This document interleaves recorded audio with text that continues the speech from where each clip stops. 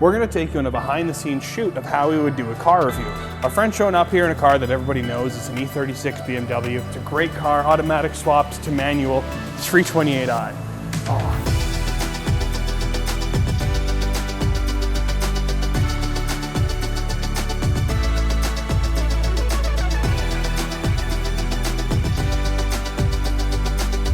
Now, of course, the E36 doesn't actually need another review. It's been well covered by the internet already. What this video is going to be about is utilizing different places you can go and shoot. So what you're going to learn today is these videos aren't shot in sequence. Let's head up there and we'll take out a couple shots to make a little montage.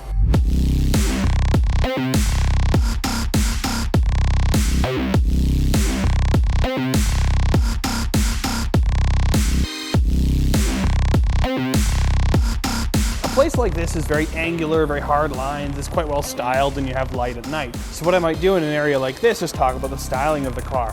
E36 is a product of the 90s, which I think they had a little more subtle styling than they do aggressive styling, and I really quite enjoy it. It's a good looking little car. Once you've got your shot about styling, you use what you have around you. The nearest thing up to us is another parkade that has a really cool shot for an engine bay cover that I think we can use. Utilizing a parkade like this, you get different angles and you get different locations you can shoot from. So from here, I think we could use this to shoot something about the engine bay. I'll show you how we're gonna do that here. So if you swing around facing the other way and kind of like center yourself.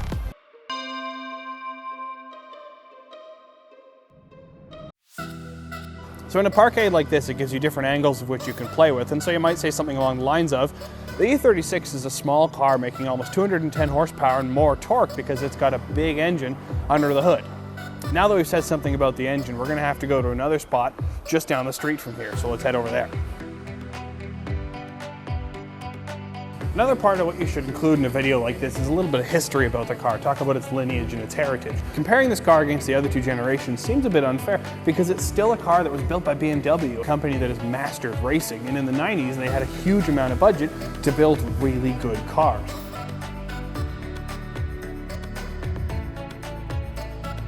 Now that we've basically finished up with these two locations, we're going to have to do a bit of a drive over the next one. So we're going to take some establishing shots, some rolling shots, and some exterior shots of the car so you can throw those into the video as well.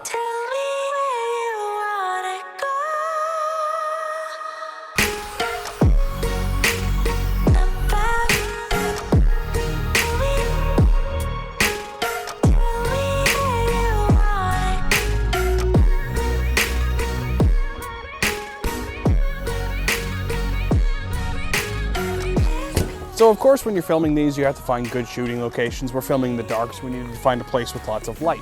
And so for this particular location I really like it, and I'd probably do something like the intro here. The E36 BMW is the car that sits between the legendary E30 and the brute of an E46. But it is one of these unsung heroes that I think is gaining a lot more traction recently. So after you're done with this location, you've got the shots that you need. Jump in the car, let's go to the next one.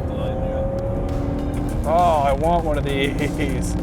This is where the fun part comes in, driving the cars, and especially a car like this. I mean, it's got good power, making almost 240 foot-pounds of torque and 210 horsepower, moving a car that only weighs 2,800 pounds. On top of the power, the chassis in this car, I mean, the communicative steering is just delightful. It tells you exactly what's happening on the road. It turns in the way you want it to. You feel like the back end's ready to follow the front. It's not a matter of getting pushed out of the way.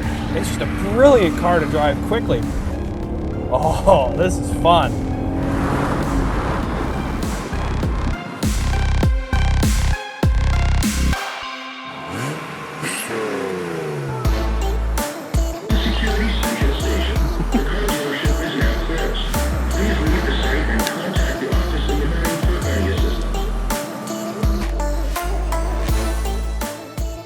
So of course you might want to talk about the design, how the car's changed. If it's got a history, you want to talk about what's changed around it. So you might say something about the E36 like, this is a small car with good proportions. It shrinks in traffic and all of a sudden everything seems big.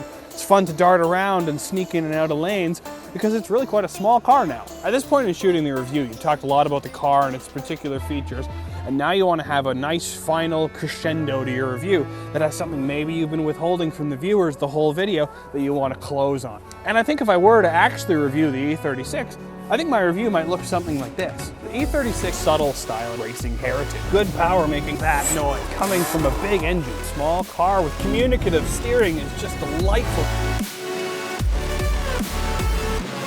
Of course, we all know that the recipe for the E36 is going to make a good car, but it's good to figure out for yourself every now and then that it's made a great one.